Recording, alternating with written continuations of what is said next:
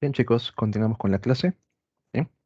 Entonces, como les decía, cuando estos bioelementos empiezan a agruparse entre sí, van a formar las llamadas biomoléculas. Bien, dentro de las biomoléculas vamos a encontrar a las inorgánicas, aquellas que no presentan un enlace carbono-carbono o porque directamente pueden encontrarse en cualquier parte del ambiente. Y también tenemos a las biomoléculas orgánicas, aquellas que van a presentar enlaces carbono-carbono y que únicamente los encontramos como parte de los seres vivos. Bien. Dentro de las biomoléculas inorgánicas empezamos con el agua. Como ustedes sabrán por la parte de la química, el agua es una molécula polar, presenta polos, ¿bien? Donde el oxígeno va a presentar la carga negativa y el hidrógeno presenta carga positiva. Gracias a esta característica polar, el agua actúa como solvente universal. Puede disolver cualquier tipo de moléculas que se separen por cargas, como por ejemplo el cloruro de sodio.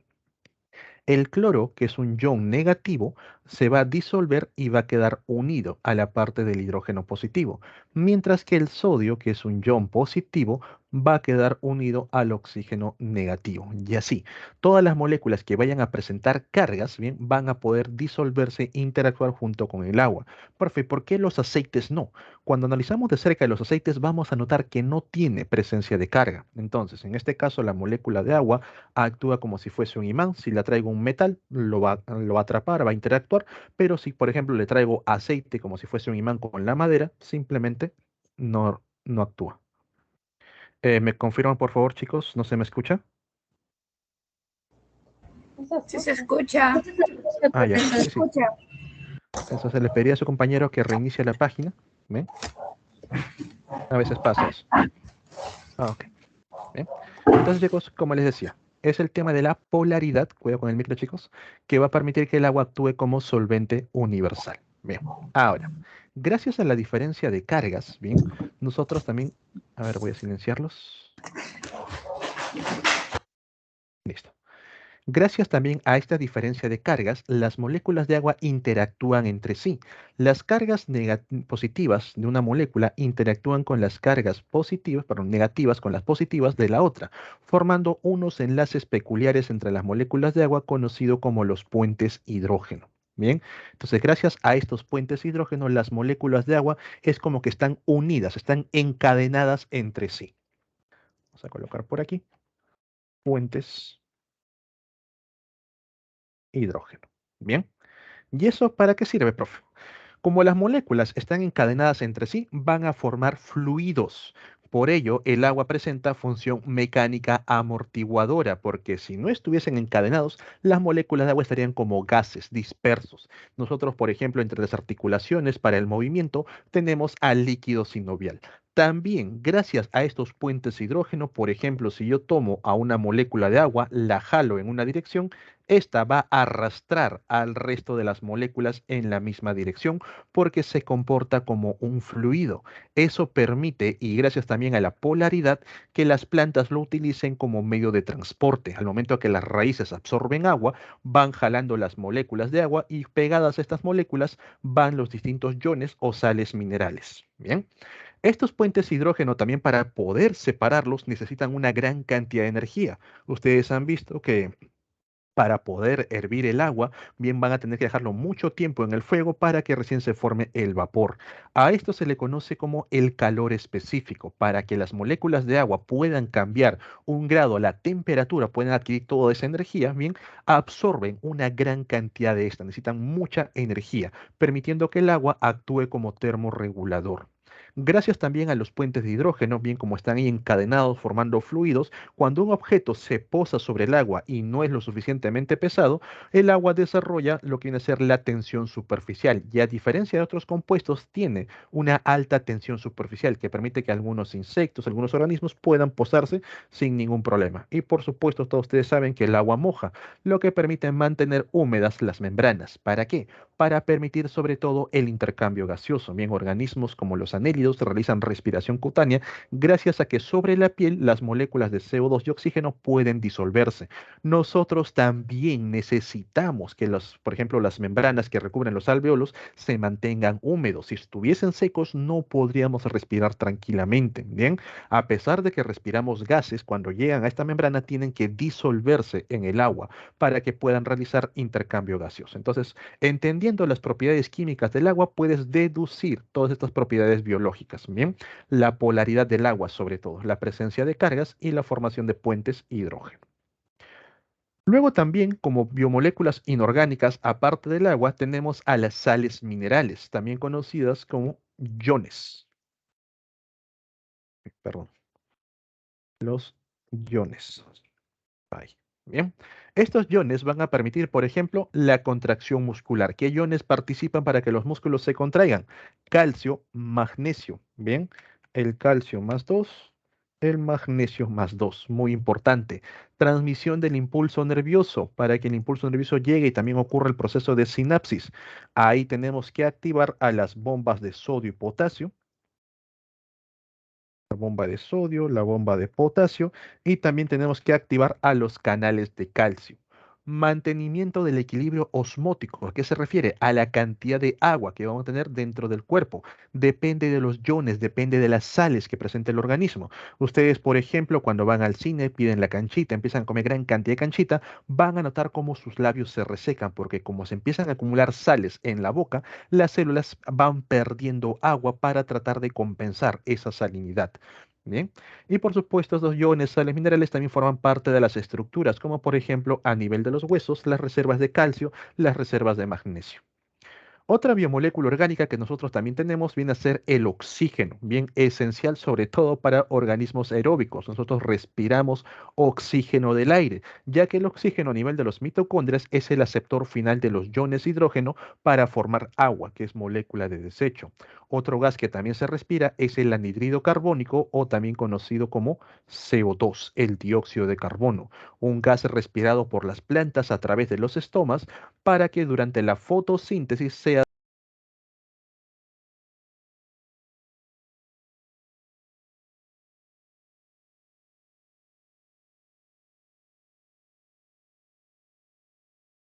en la superficie terrestre. Y si nosotros quitamos todo el CO2, básicamente la Tierra se congela. Actualmente vivimos un efecto conocido como calentamiento global porque hay demasiado CO2 en la atmósfera. Y estamos llegando casi al doble de lo que se tenía normalmente. Bien. Ok, entonces estos cuatro vienen a ser los principios inmediatos inorgánicos. Bien. Principios inmediatos inorgánicos. Ahí está. Ahora, por la parte de los principios inmediatos orgánicos también son cuatro.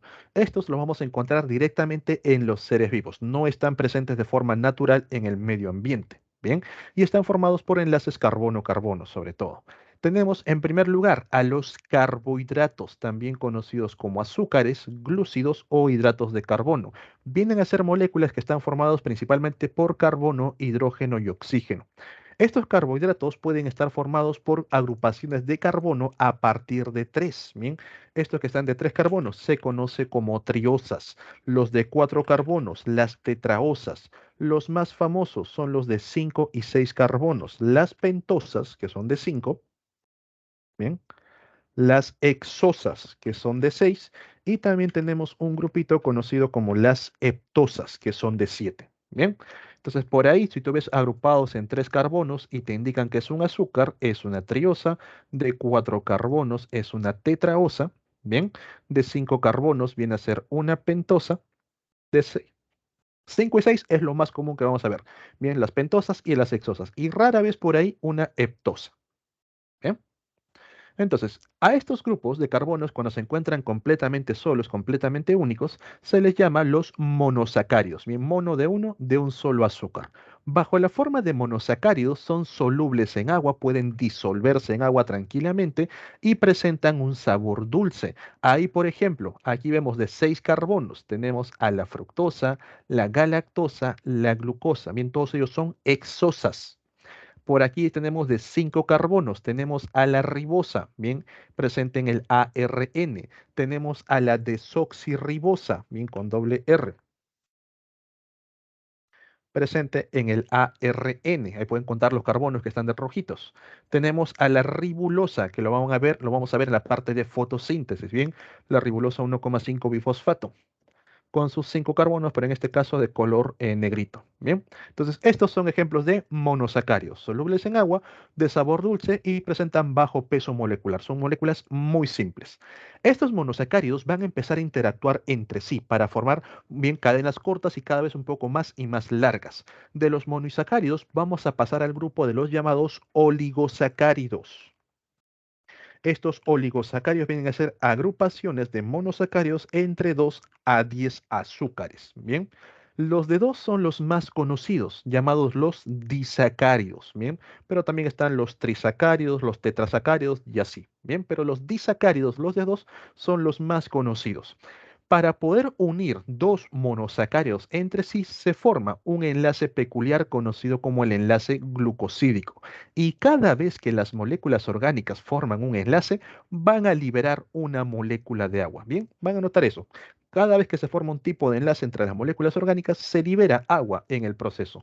Los azúcares forman enlace glucosídico. Bien, ejemplo de disacáridos, tenemos a la sacarosa, la cual ustedes utilizan, por ejemplo, para endulzar sus bebidas, que está presente en la caña, el azúcar de las frutas. Es la unión de una glucosa más una fructosa. Tenemos a la lactosa, que está presente en los lácteos, en la leche, el queso, la mantequilla, el yogur. Es la unión de una glucosa más una galactosa. Tenemos a la maltosa, bien que está presente en la malta, en la cerveza de Malta, que viene a ser la unión de dos glucosas. ¿Todo bien, chicos? ¿Hay un micro abierto? ¿Está bien? Bien. Entonces, estos son los grupos de los disacáridos. Si se siguen uniendo más y más, se enlaces glucosídicos, liberando eso en el proceso. Ahora, ¿qué ocurre cuando nosotros tenemos más de 10 azúcares en sí? Cadenas muy largas, de 10 a más. Ya no estamos dentro del grupo de los oligosacáridos, sino que pasamos al grupo de los polisacáridos. Bien, aquí encontramos de 10 a más azúcares. Estos polisacáridos ya cambian completamente sus propiedades. Ya no son solubles en agua, no se pueden disolver al contacto con el agua y tampoco presentan sabor dulce. Estos polisacáridos tienen, por ejemplo, pueden ser de función energética como una reserva de energía bajo la forma de almidón presente en las plantas. Si ustedes comen arroz, comen el pan, bien comen, por ejemplo, el pan que es básicamente harina de trigo, comen las papas, ahí van a encontrar reservas de almidón, gran cantidad de azúcares encadenados. O directamente en los animales bajo la forma de glucógeno, ¿bien? Donde también vamos a encontrar azúcares así en cadenas. Profe dice glicógeno, es lo mismo, ¿bien? Glucógeno o glicógeno es lo mismo, por si acaso. Es una pequeña variante de la palabra. Los polisacáridos también pueden presentar función estructural, pueden formar diversas estructuras, como la celulosa presente en las plantas. Bien, esta celulosa tiene otra forma respecto al almidón que también está en la planta y bajo esta forma actúa como una estructura en las paredes vegetales, por ejemplo. Puede actuar de manera de quitina. Bien, en el exoesqueleto de los animales, de los insectos, de los artrópodos, ahí también encontramos el exoesqueleto de los crustáceos. Ustedes han visto que por más que un cangrejo se meta al agua, no se disuelve porque son insolubles y por más que lamas un cangrejo, no tiene sabor dulce. Bien, porque básicamente son polisacáridos. También lo encontramos en la mureína. ¿Y qué cosa es la mureína? Es otro nombre con el cual se le conoce al peptidoglucano. El peptidoglucano viene a ser una capa que está presente en las bacterias y es una capa de azúcares. Bien, peptidoglucano o peptidoglicano es lo mismo. Bien. Entonces, todo ello respecto a los azúcares, los carbohidratos, formando su enlace glucosídico y liberando agua en el proceso. De los azúcares pasamos a los lípidos, las grasas. Al momento que nosotros vamos a observar a los lípidos, encontramos de tres tipos. Los lípidos simples, también conocidos como grasas neutras, los lípidos complejos y los de tipo esteroides.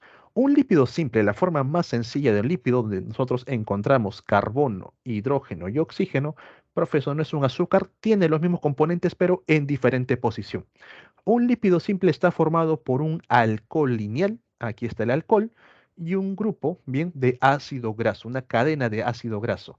Al momento que se juntan, ¿qué cosa liberan? Agua, bien, y este enlace que se va a formar se le conoce como un enlace de tipo éster, bien, es un enlace éster. Entonces, como te das cuenta, las moléculas orgánicas, al momento que forman enlaces, bien, van a liberar agua en el proceso. Estos ácidos grasos pueden ser de una sola cadena, pueden ser de dos, pueden ser de tres, formando los famosos triglicéridos. Bien, ahora, si analizamos de cerca las cadenas, vamos a encontrar que algunas de ellas se encuentran saturadas, llamadas así porque todos los carbonos que conforman la cadena tienen todos los enlaces ocupados. Mientras que también encontramos cadenas insaturadas porque los carbonos por ahí tienen enlaces libres que se pueden unir con otras moléculas que van a poder recibir. Bien, entonces tenemos ácidos grasos saturados y ácidos grasos insaturados. Bien, estos lípidos simples nosotros los vamos a encontrar, por ejemplo, a nivel de los animales, en los llamados triglicéridos o el famoso sebo, la grasa que está presente, y en el caso de las plantas, bajo la forma de aceites vegetales, bajo la forma de cera, esta cera que recubre las hojas, que recubre los frutos. Bien, los lípidos simples también se caracterizan porque si analizas de cerca la estructura molecular, vas a notar que no tiene presencia de cargas, no hay predisposición de cargas, es completamente neutro. Al no presentar esas cargas, no interactúa con el agua que sí tiene cargas. Repito, es como si, por ejemplo, a un imán tú le agregas una madera. No pueden, digamos, atraerse y simplemente no interactúan. Pero tampoco es que se repelan. Bien, el término hidrofóbico se refiere a que no reaccionan entre sí. Por eso que cuando tú lavas tu manzana, simplemente la sacudes y todo el agua se escurre, se separa, porque no logra reaccionar con ella. Ahora, para formar un lípido complejo, vamos a tomar de base a un lípido simple, el que está por aquí. Bien, todo esto es el lípido simple, el cual es hidrofóbico, no reacciona con agua, y le vamos a agregar un grupo extra. Este grupo puede ser un grupo fosfato, formando los famosos fosfolípidos. Bien, puede ser un grupo amino, la presencia de nitrógenos. Bien, formando los esfingolípidos. Bien, o puede ser un grupo glucosídico, le agregamos un azúcar formando los glucolípidos. En el caso que al momento nosotros le agregamos un grupo extra al lípido simple para volverlo un lípido complejo, vamos a notar que este grupo extra ya presenta cargas. En este caso, un esfingolípido, la parte del nitrógeno jala los electrones hacia el centro, cargándose negativamente y cargando el extremo de manera positiva, por lo cual esta parte de la cabeza, bien, es polar, presenta polos, positivo y negativo, y es una cabeza hidrofílica, reacciona con el agua. Por la diferencia de cargas, se une. Bien, entonces los lípidos simples de forma general no reaccionan con el agua. Los lípidos complejos únicamente a nivel de la cabeza polar. Los esteroides, que también presentan carbonos, hidrógenos y oxígenos, van a tener una configuración completamente distinta. No tienen alcohol lineal, no tienen cadenas de ácidos grasos, básicamente son ciclos cerrados de carbono, ciclohexanos, ciclopentanos. A nivel de los esteroides vamos a encontrar moléculas como el colesterol, la vitamina D y las hormonas sexuales. Bien, por acá. Colesterol, vitamina D y las hormonas sexuales. Hormonas como por ejemplo el estradiol, bien, la progesterona y la testosterona.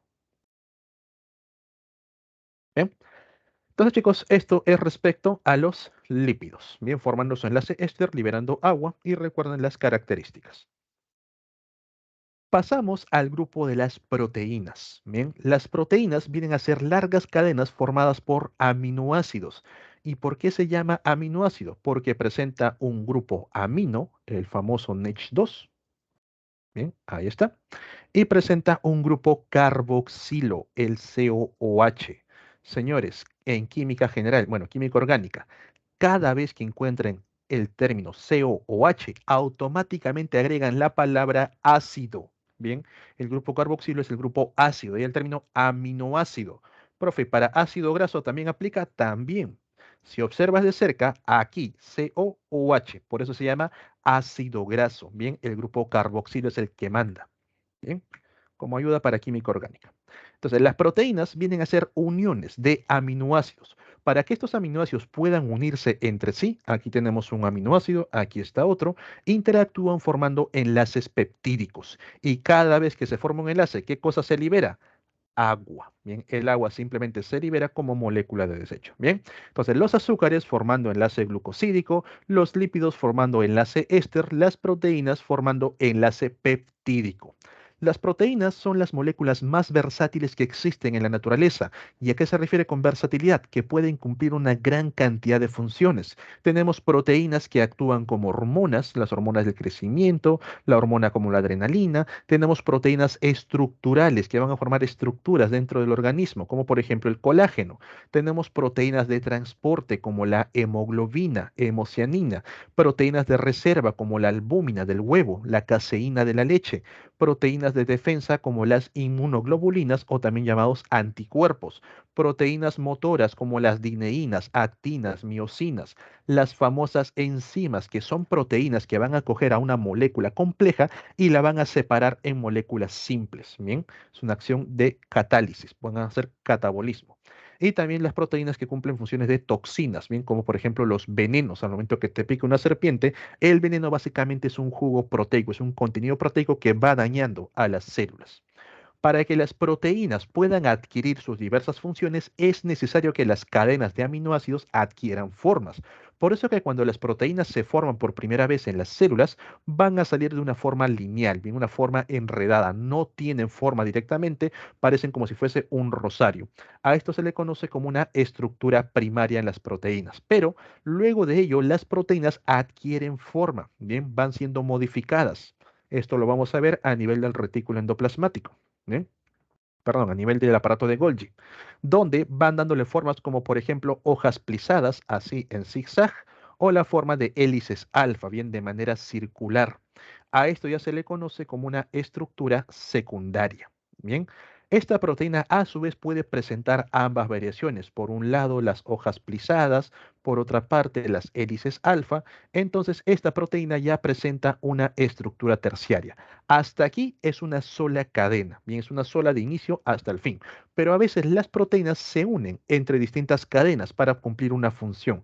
Cuando tenemos más de una cadena de aminoácidos, a eso se le conoce como una estructura cuaternaria. ¿Y cómo es que la proteína logra formar esos pliegues? Gracias a los distintos enlaces que se forman entre los aminoácidos. Bien, aparte de los enlaces peptídicos de toda la cadena, por aquí vamos a ver enlaces iónicos, bien, que permiten doblar la cadena, interacciones hidrofóbicas, los más fuertes, los puentes disulfuro, aquí está el azufre, bien, los puentes hidrógeno vienen a ser los más débiles. Entonces, todo esto permite que la proteína adquiera una forma y gracias a ello tenga ciertas funciones, tenga ciertas propiedades. A esa proteína completamente desarrollada se le considera una proteína normal. ¿Nosotros podemos alterar la forma? Sí. A ese proceso se le conoce como desnaturalización y vamos a encontrar una proteína desnaturalizada que ya perdió sus propiedades y adquirió otras distintas. Bien, ¿cómo logramos eso? Mediante cambios en el pH, mediante cambios en la temperatura, la solubilidad, entre otros. Bien, utilizando agentes químicos, agentes físicos, como por ejemplo lo que ocurre a nivel de los huevos. Bien, ustedes cuando cogen el huevo de gallina, apenas lo abren, van a notar que la albúmina, que viene a ser la clara, es básicamente líquida, bastante translúcida, pero cuando le someten a altas temperaturas, se ponen a freír el huevo, la clara empieza a volverse un poco más sólido, se endurece y adquiere un tono blanquecino. Ahí ustedes han desnaturalizado a la proteína. Bien, si quieren regresarlo a la forma normal, si quieren renaturalizarlo, tienen que aplicar otro tipo de métodos. No siempre es el método contrario. Ah, profe, le apliqué temperatura, ahora le aplico frío. No, ustedes han visto que el huevo, por más que se enfríe, no regresa bien a ser un estado coloidal, un estado completamente translúcido. Entonces, hay otras técnicas que permiten bien que la proteína nuevamente adquiera la forma inicial. Bien. Entonces, chicos, esto respecto a las proteínas. Ya como último grupo, bien son cuatro, recuerden, azúcares, lípidos, proteínas, entramos a los ácidos nucleicos. Bien, dentro de los ácidos nucleicos encontramos al ARN, el ácido ribonucleico, y el ADN, el ácido desoxirribonucleico. Los ácidos nucleicos están formados por cadenas bien de nucleótidos. Estos nucleótidos a su vez están formados por tres partes. Número uno, la presencia de un azúcar. Bien, tienen una pentosa. Esta pentosa puede ser del tipo ribosa para el ARN o del tipo desoxirribosa para el ADN, el ácido desoxirribonucleico. ¿Por qué se llama desoxi? Porque le falta el oxígeno, sin oxígeno, justo aquí, en el carbono 2. Bien, ahí pueden comparar. Entonces, tienes una pentosa, que puede ser cualquiera de esos dos. También presentas un grupo fosfato. este grupo fosfato va a permitir formar las uniones entre los nucleótidos. Lo vamos a ver por aquí, a los llamados enlaces fosfodiéster. Los enlaces fosfodiéster.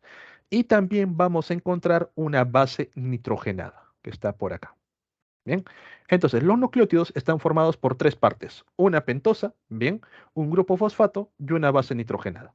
En cuanto a las bases nitrogenadas, vamos a notar que estas pueden ser del tipo de las purinas, que son adeninas o guaninas, bien, o del tipo de las pirimidinas, citosina, timina o uracilo. Bien, estas bases nitrogenadas son complementarias entre sí y, por ejemplo, a nivel del ADN, bien, una hebra del ADN adelantando un poco, está conformada básicamente por dos hebras que interactúan entre sí, la cadena de ADN. Bien, al momento que estas dos hebras interactúan, vamos a notar que las purinas interactúan con las pirimidinas, pero son específicos. Las adeninas interactúan con las timinas, formando puentes o enlaces hidrógeno. Entre adeninas y timinas se forman dos, mientras que entre citosinas y guaninas se forman tres. Entonces, entre dos cadenas vamos a formar puentes hidrógeno. Bien, en la misma cadena se van a formar los enlaces fosfodiéster. El grupo fosfato se va a unir hacia cada una de las pentosas de arriba y de abajo. Y observen la posición. Vean que el grupo fosfato por aquí se une justo en esta esquina. ¿A qué carbono encontramos ahí? ADN o ARN, ahí encontramos al carbono 5. Entonces el grupo fosfato se une por el carbono 5 de la pentosa de abajo y el carbono de arriba, ¿cuál es? El que está en la esquina, el carbono 3. Bien, entonces por aquí tenemos al carbono 3, por aquí está el carbono 5 unido al carbono 3, nuevamente el carbono 5 unido al carbono 3 y así. Entonces por un lado, atentos por aquí, en esta esquina, lo más inferior que encontramos, carbono 3. Se une al 5, otra vez al 3 y por acá, lo más al extremo. La complementariedad de bases entre el ADN no solamente ocurre entre las bases nitrogenadas, sino también entre las hebras. Vean que la siguiente hebra presenta los enlaces, pero al revés, están hacia abajo. Ahora el carbono 3 está por aquí y el carbono 5 está por acá. Quiere decir que si una de las hebras muestra al carbono 5 en un extremo, la otra hebra muestra al carbono 3 y viceversa. Si por aquí se muestra el carbono 3, la hebra complementaria muestra el carbono 5. Por eso se dice que el sentido de la vida, el sentido de los ácidos nucleicos, básicamente es a partir del carbono 5' hacia el carbono 3'. Bien, muy importante recordar esto porque lo vamos a volver a tratar cuando veamos replicación, transcripción y traducción, el sentido de los carbonos. Y ahora ya saben por qué. Bien, estos carbonos tienen que ver con la unión del grupo fosfato al carbono 5 y con el carbono 3 hacia el otro lado. Entonces va de 5 a 3. Ese es el sentido de unión, el sentido de las cadenas. Bien. Ahora, comparando el ADN con el ARN, lo primero que salta a la vista es que el ADN está formado por una doble hebra, es una hélice, básicamente, doble hélice, mientras que el ARN es una sola hebra. También vamos a notar respecto a las bases nitrogenadas, bien, que ambos presentan citosina, ambos presentan guanina, ambos presentan adenina, pero ahí está la diferencia. El ADN tiene a la timina y el ARN en lugar de timina presenta uracilo. Bien, el ADN tiene enlaces fosfodiéster, los que unen la misma hebra, pero también presenta enlaces hidrógeno, que unen dos hebras distintas. En el caso del ARN, como presenta una sola hebra, no va a tener puentes hidrógeno, no forma enlaces hidrógeno porque no interactúa con otra hebra. Pero ojo, respecto al grupo de los ARN, solamente existen tres tipos. Tenemos el ARN de tipo mensajero, tenemos el ARN de tipo ribosomal y hay un ARN especial llamado ARN de transferencia. Todos están formados por una sola cadena. Bien, el mensajero es una sola cadena, el ribosomal es una sola cadena, el de transferencia también es una sola cadena, pero forma loops. Bien, va a formar así una especie de trébol con su propia cadena. Para poder formar este trébol, el ARN de transferencia interactúa consigo mismo en estos puntos. Bien, ahí el ARN puede formar puentes hidrógeno, ¿bien? Citosinas con guaninas, adenina con uracilo. El ARN no tiene timina, ¿bien? Entonces, si te preguntan por ahí en admisión si el ARN puede formar puentes hidrógeno, acuérdate del ARN de transferencia, ¿bien? Es el único que interactúa consigo mismo para adquirir esta forma de trébol, ¿bien? Formar los loops, que son estos circulitos, y ahí puede formar puentes hidrógeno, interactuando con su propia cadena, ¿bien? Pero sigue siendo una sola cadena. El ADN no, el ADN son dos cadenas. Y ahí también ten mucho cuidado con el juego de palabras, ¿bien? ¿El ARN puede formar puentes hidrógenos entre dos cadenas? No. Entre dos, no. En una sola cadena, sí. El ARN de transferencia. Bien, siempre van a tratar de complicarte por ahí, quizás un poco con la comprensión lectora. Entonces, estar atentos. Bien, hasta aquí, chicos. ¿Alguna duda, alguna consulta antes de pasar al tema de virus?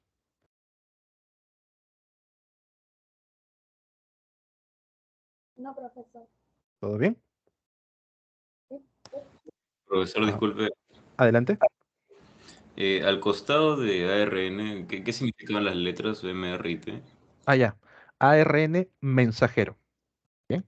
ARN ribosomal. ARN de transferencia. Esos son los tres tipos de ARN que encontramos. Mensajero, ribosomal, de transferencia. Bien. Bien, chicos, ya para ir finalizando la clase, bien pasamos al tema final que viene a ser los virus. Los virus de por sí, como bien saben, no son entidades biológicas, ya que no presentan varias características de los seres vivos, no tienen metabolismo propio, no se reproducen, bien, los virus no se reproducen, por si acaso, se replican, bien. Los virus básicamente son entidades estudiadas porque pueden interactuar con los seres vivos. Si a ti te preguntasen, bien, lanzo la pregunta, ¿a qué nivel de organización pertenecen los virus? ¿Qué respondes? ¿A qué nivel de organización pertenecen los virus?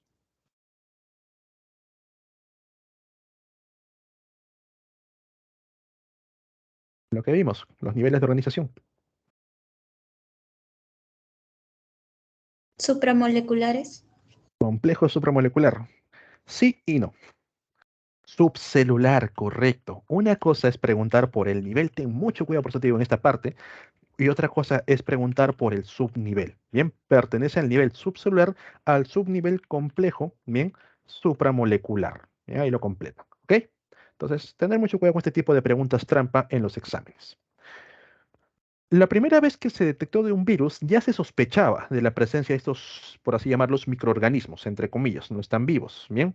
Solo que no teníamos la tecnología suficiente para poder observarlo, ya que los virus son entidades muy, pero muy pequeñas, a tal punto que los microscopios ópticos no lo pueden ver. Un óptico a lo mucho ve una bacteria y lo ve bastante pequeño, sino que se tiene que utilizar microscopios electrónicos, bien, bañar en electrones a los virus para poder detectarlos.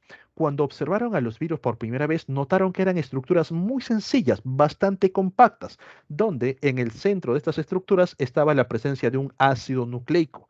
Este ácido nucleico puede ser ADN o ARN, nunca ambas. Es el único en su tipo que puede presentar o ADN o ARN. Nosotros, básicamente bacterias, el resto de los seres vivos, todos presentan únicamente ADN como estructura principal. Bien.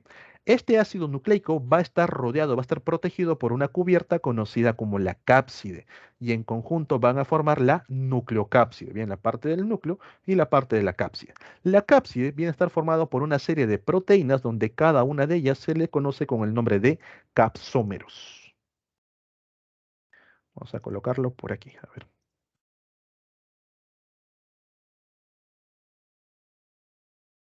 Ahora, cuando fueron analizando más y más virus, notaron que aparte de estos virus bastante sencillos, ultra super comprimidos, había otros que aparte de presentar núcleo y cápside tenían una tercera estructura.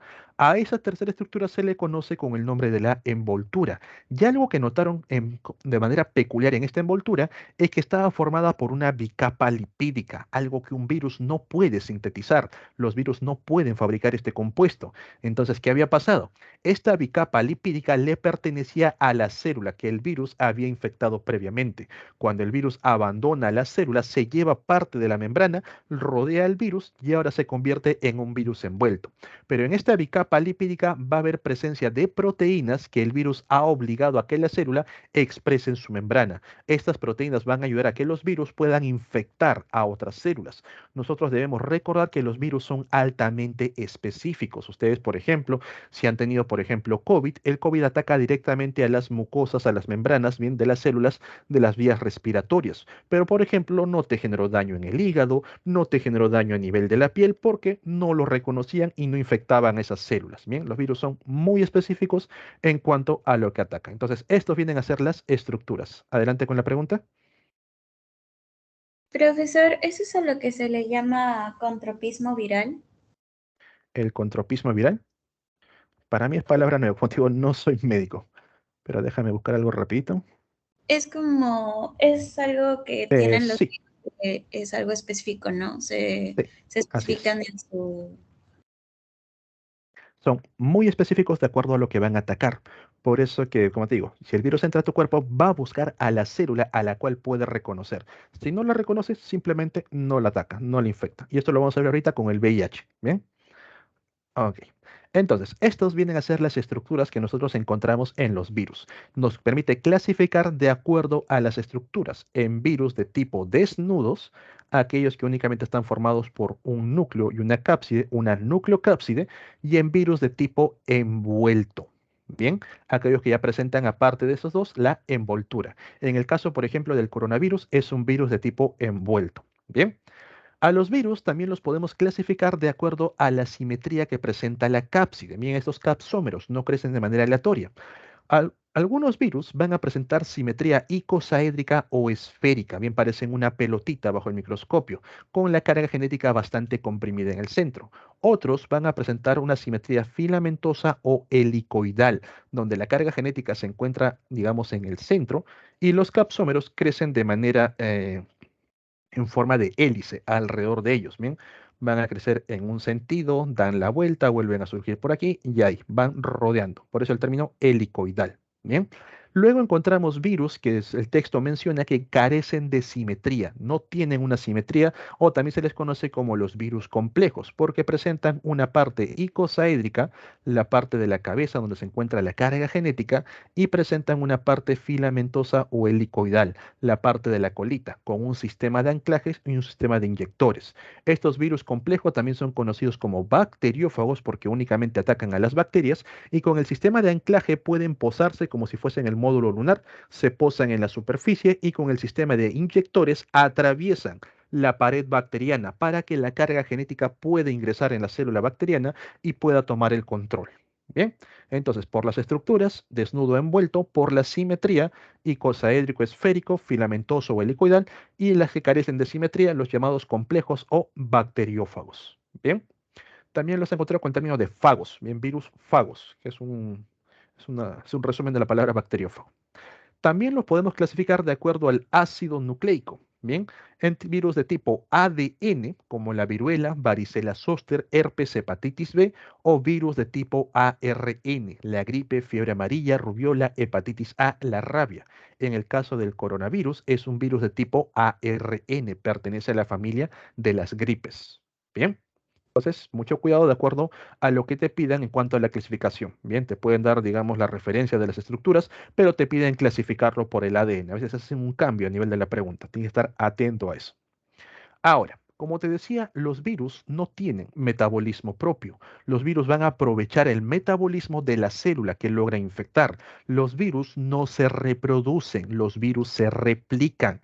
Bien, y para entender el proceso de replicación viral, vamos con este ejemplo. Tenemos por aquí una bacteria, aplica para cualquier tipo de célula por si acaso, bien, y vamos a encontrar aquí un virus que ataca a las bacterias, un bacteriófago. Entonces, la primera etapa de un virus es reconocer a la célula que puede infectar. ¿Cómo lo logra? Mediante las proteínas que presenta de manera externa. Bien, estas proteínas logran reconocer a su célula blanco y pues se fija, se adhiere. Bien, una vez que logra adherirse, llegamos al paso número 2. Lo único que ingresa del virus es la carga genética, nada más.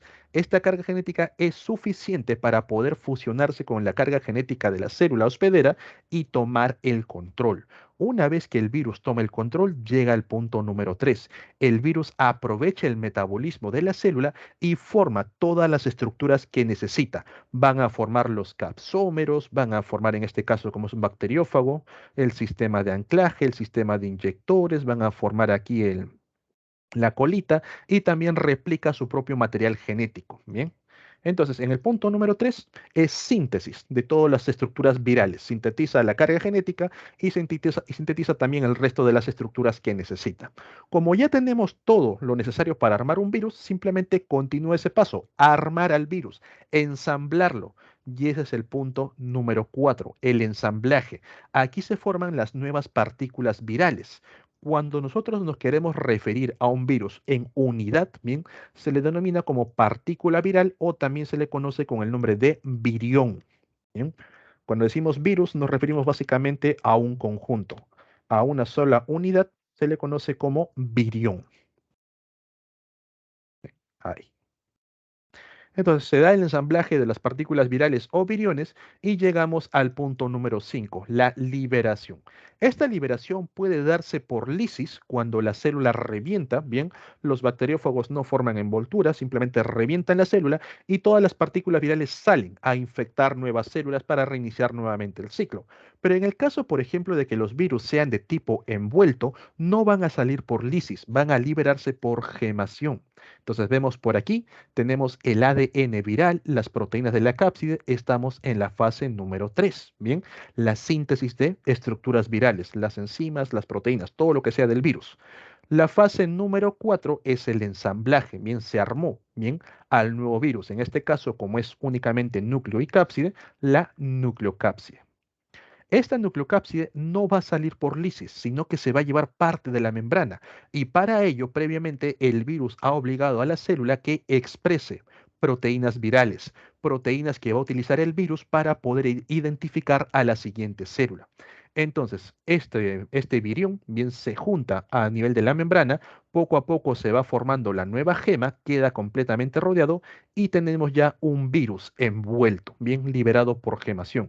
La célula no revienta y a medida que se van formando los virus, se van ensamblando, van siendo liberados, paso número 5, ¿bien? Por gemación. Ahí. ¿Bien? Entonces, los virus pueden liberarse por lisis o pueden hacerlo por gemación. Ahora, habrás notado, o tal vez sabrás por cultura general, de que algunos virus, al momento que entran al cuerpo humano, no desarrollan la enfermedad al instante. Quiere decir que no toman el control de la célula, sino que van a permanecer de manera inactiva, como una especie de stand-by, hasta que llega un punto donde recién se activan. Tal es el caso, por ejemplo, del VIH, tal es el caso de la rabia. El VIH puede permanecer inactivo hasta 20 años. La persona puede estar infectada por VIH y jamás se va a desarrollar hasta pasado un largo tiempo. O también, por ejemplo, es el caso de la rabia. Profe, me mordió un perro, me lavé con agüita y jabón y no pasó nada. El virus de la rabia puede permanecer inactivo hasta 6 meses. Y una vez que empieza su desarrollo, una vez que empieza a activarse, pues ya no hay marcha atrás. Tengan mucho cuidado. Entonces, ¿qué ocurre? Profesor, Dime. disculpe, ¿un virus se puede detectar si está inactivo en el cuerpo? Sí, hay pruebas especiales. Sí, se puede. Ah, ok, gracias. ¿Sí? Ahorita te explico también esa parte. Entonces, ¿qué ha pasado con esos virus? ¿Por qué están inactivos? El virus entró a tu cuerpo, la mordedura del perro, supongamos, ¿bien? Encontró a su célula blanco, que viene a ser básicamente células nerviosas, en el caso de la rabia, metió el material genético y al momento que estos nervios y estas células empiezan a duplicarse, el virus hasta aquí tomó el control. Por así decirlo, hasta ahí actuó. La célula no sabe que ha sido infectada, inicia el proceso de duplicación celular, la célula crece, se agranda, forma dos nuevas células y al formar dos nuevas células también replica el material genético. Replica su propia carga genética por procesos de mitosis, ¿bien? Pero justo en ese proceso erróneamente también replica la carga genética viral. Y ahora son dos células las que están infectadas. Luego van a ser cuatro, luego van a ser ocho y así. Van a ser una gran cantidad de células que llega a un punto donde se recibe ciertas señales. Bien, no podría decirte cuáles son específicamente para cada virus, pero de alguna forma se activan y regresan a este punto. Bien, por eso que los virus, bien, algunos de ellos pueden realizar cuando se quedan en los genes el llamado ciclo lisogénico. Bien, si se quedan en los genes, el ciclo lisogénico. lisogénico. Y cuando se activan para hacer lisis, para poder liberarse, el ciclo lítico. ¿Bien? ¿Cómo se detectan todos ellos? Rápidamente hacen pruebas en las células que son objetivo. Por ejemplo, si a ti te mordió un ratón, un roedor, y no saben si el ratón tiene rabia porque tampoco lo expresa, van a sacrificar al animal, van a coger tejido nervioso, van a hacer un squash y ahí van a tratar de buscar partículas virales, carga genética viral. Si lo encuentran, el animal da positivo para rabia y a ti te aplican antirrábica. Si no lo encuentran, pues el animal no tiene rabia y tú simplemente te limpias la herida y se acabó el problema. Bien. De esa manera se detectan cuando los virus están en ciclo lisogénico, pero previamente hay que tener sospechas. En este caso, el animal te mordió y yo no sé si tiene o no tiene. Caballero nomás, a sacrificarlo. ¿Bien? Ok. Ahora, uno de los virus que ha generado bastantes problemas y también es una epidemia hasta el día de hoy, bien, básicamente también es una pandemia, pero no le dan esa categoría, viene a ser el virus de la inmunodeficiencia humana. Está presente en cualquier parte del planeta. No tenemos todavía un control adecuado más allá de los tratamientos para evitar la infección, pero directamente una vez que estás infectado, el tratamiento es reducir la acción viral al máximo, pero en algún punto, pues termina ganando la batalla. Bien. El virus de la inmunodeficiencia humana, el VIH, causante de una enfermedad conocida como el SIDA, el síndrome de inmunodeficiencia adquirida. Pregunta, señores, ¿el VIH, aparte del ser humano, a qué otro organismo puede infectar?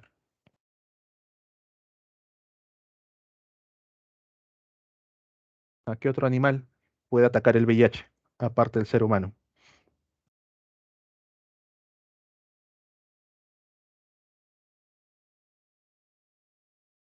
Nadie.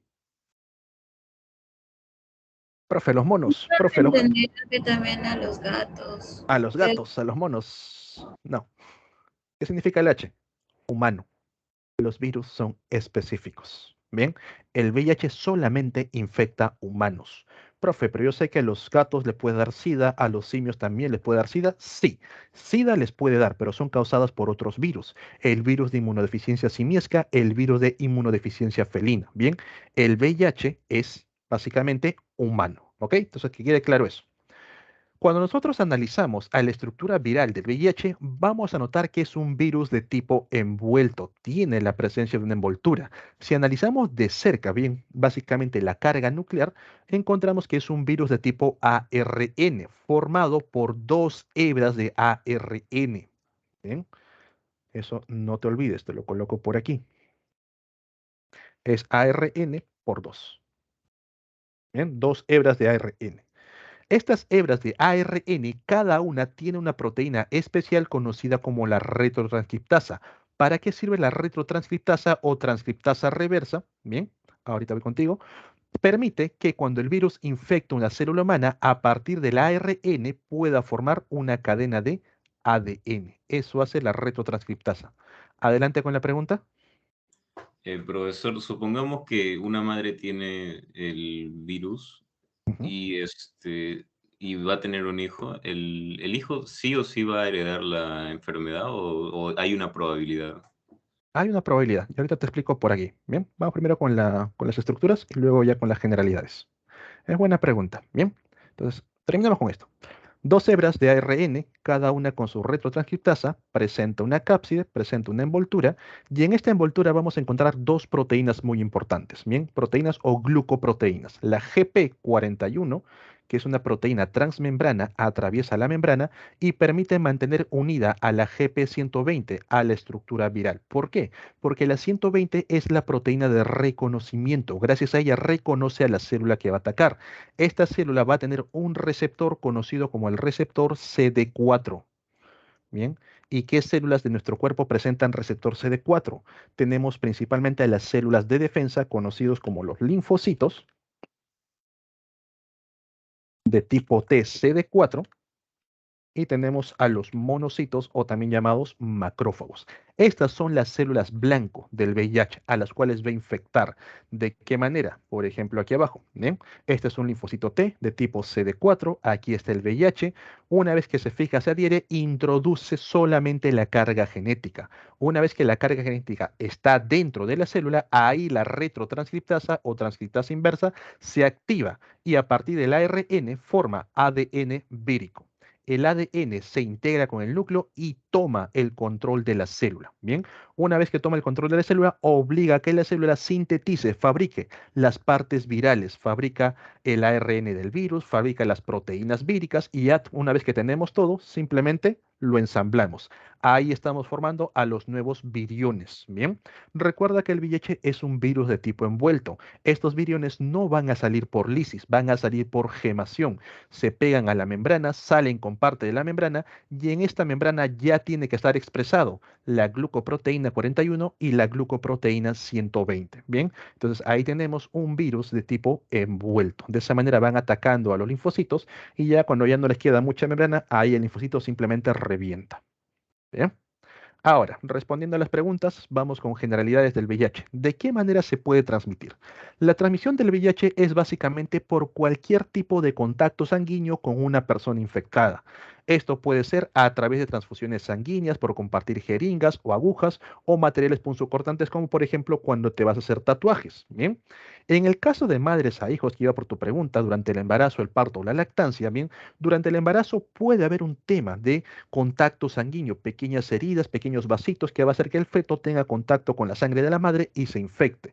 Durante el parto, si la madre es VIH positivo, se sugiere que sea por cesárea. ¿Por qué? Al momento que sale por la vagina en un parto normal, ahí se van desgarrando muchos vasos sanguíneos y el bebé puede tragar sangre de la madre. En cambio, por cesárea se separa la placenta y básicamente se evita que el niño tenga contacto. Entonces se reduce bastante la probabilidad de que pueda contagiarse. ¿Qué ocurre durante la lactancia? El VIH no está presente en lo que viene a ser la leche. Bien, el VIH no está presente ni en la leche, ni en el sudor, ni en las lágrimas, únicamente en sangre. Pero cuando los niños están lactando, a veces muerden el pezón o succionan muy fuerte y ahí pueden romper pequeños vasitos haciendo que la sangre se mezcle con la leche. Bien, y de esa manera el niño termina infectado. En las relaciones sexuales sin protección, a nivel de los genitales durante las relaciones sexuales, llega una gran cantidad de sangre. Los vasos están muy llenos, pueden romperse algunos muy pequeños y por ahí intercambiar flujo sanguíneo. De esa manera se va a transmitir el VIH. Profe, ¿qué pasa si el VIH sale fuera de sangre? El VIH no soporta las condiciones externas al ser humano. Básicamente se cristaliza y se degrada. ¿Qué es eso? Imagina que el VIH es una plaquita de cristal. La tiras al suelo, bien, básicamente se separa, se rompe y ya no puede infectar. Entonces, ¿cómo no se transmite VIH? A través del aire, a través del agua. Si sale del cuerpo humano, se cristaliza, se degrada y se acabó el problema. Mediante la saliva, sudor, lágrimas o besos con boca cerrada, ahí no hay presencia de VIH. Pero repito, no tiene que haber contacto sanguíneo. Si la persona tiene heridas, tiene caries o algo por ahí, tiene los ojos muy enrojecidos con vasitos que están a punto de reventar, ahí puede haber un contacto sanguíneo mediante insectos o mascotas. Bien, te preocupa que sea verano, que tu vecino sea VIH positivo y sea temporada de zancudos. Tranquilo, el VIH es estrictamente humano. Cuando pasa a otro organismo, cambian las condiciones de temperatura, pH, entre otras, y básicamente el virus se degrada, no soporta esas condiciones y no puede transmitirse. Al compartir inodoro o alimentos o bebidas, nuevamente, siempre y cuando no haya contacto sanguíneo. Si una persona tiene sospechas de presentar VIH por ahí, tuvo una noche alocada, por ahí se hizo un tatuaje muy barato, bien, entonces esa persona tiene que realizarse pruebas de detección para VIH.